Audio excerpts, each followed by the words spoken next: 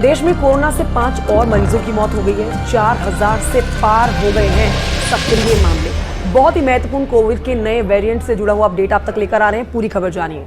देश में पिछले 24 घंटों के दौरान कोरोना वायरस के 5 लोगों की मौत हो गई है। साथ ही सक्रिय मामले कोविड-19 के इनकी संख्या 4026 हो गई है। और जिन 5 मरीजों की मौत हुई है वो केरल, महाराष्ट्र, तमिलनाडु और पश्चिम बंगाल से हैं। ये सभी मरीज पहले से ही स्वास्थ्य संबंधी समस्याओं से पीड़ित थे। इस संबंध में स्वास्थ्य एवं परिवार कल्याण मंत्रालय की ओर से जानकारी दी गई है।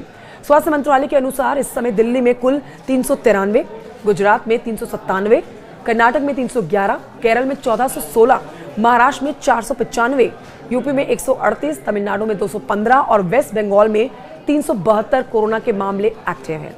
लेकिन एक बड़ा प्रश्न इस बीच उठ रहा है कि क्या भारत में एक बार फिर से कोविड-19 की लहर लौटने वाली है? ये सवाल अब ज्यादा गंभीरता से उठ रहा है क्योंकि इस समय देश में एक हफ्ते में 1300% से ज्यादा कोविड के मामलों में वृद्धि दर्ज की गई है।